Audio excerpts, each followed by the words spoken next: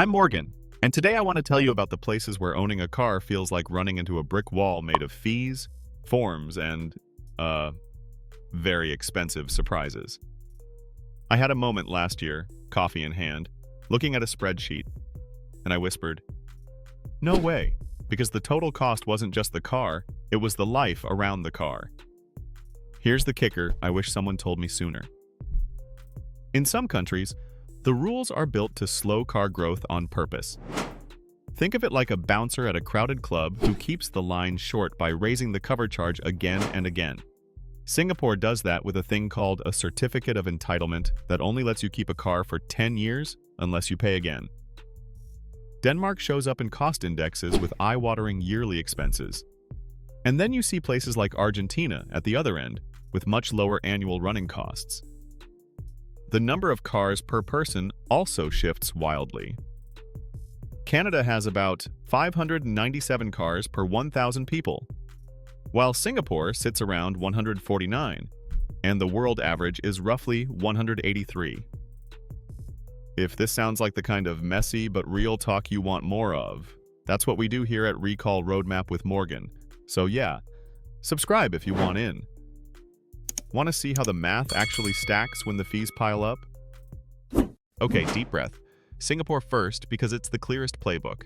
To even put a car on the road, you bid for that Certificate of Entitlement, which grants you the right to own and use the vehicle for 10 years.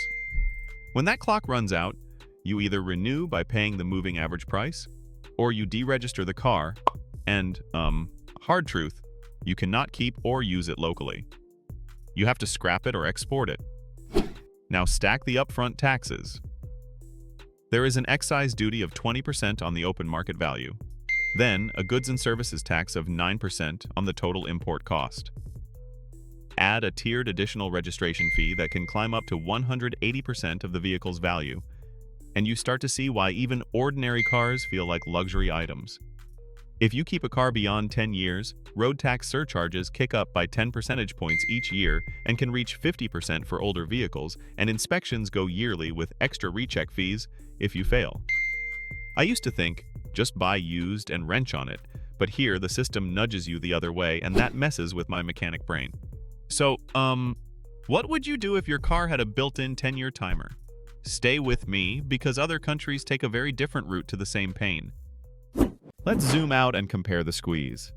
Denmark shows up in a recent index with an average annual running cost of about 12,476 Australian dollars per car, which, explains why so many folks there choose bikes in transit. On the flip side, the same index puts Argentina at roughly 1,545 Australian dollars a year, with average car insurance around 238 a year, which is tiny by comparison. Now, that doesn't mean one place is right and the other is wrong. Different goals, different maps. Dense cities push hard on cars and lean on trains, buses, and ride-hailing. Spread out places depend on wheels, full stop. Data on cars per person backs the contrast too. Canada near 600 per 1,000 people. Singapore around 149, the world around 183. And inspections vary wildly. Japan's Shaken comes every 2 years, and it's known to add real cost as cars age. My own bias says, keep the old car alive, but I also get why some regulators push turnover to cut emissions and congestion, and that tension lives in my head daily. So tell me this, in your country, what single rule or fee hurts the most to keep your car on the road? Next, I'll share how drivers adapt when buying a car just won't pencil out. Here's the part that's less about numbers and more about people like you. When owning a car is almost impossible, folks get scrappy. In high-cost places, I see 3 lanes. First, commit to transit and plan life around reliable lines, even if it means moving closer to work. Second, go smaller, like motorcycles and scooters, which dodge some costs and glide through tight cities. Third, mix and match with car sharing and ride-hailing for the heavy lifts.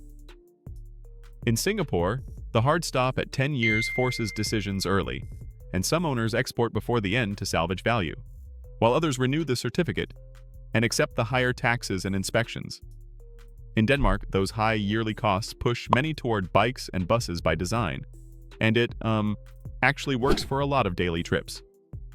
And yet, I still feel that itch to own, to turn a wrench on a Saturday, which collides with my safety brain that says, rules shape safer, cleaner streets. If this helped you see the real total cost, thank you for watching. And hey, subscribe to Recall Roadmap with Morgan if you want more calm, practical car truth every week. If you're fired up now, queue up our next episode on hidden maintenance traps so you can dodge the sneaky bills. So, in a world where rules are rising and budgets feel tight, what is freedom on the road worth to you?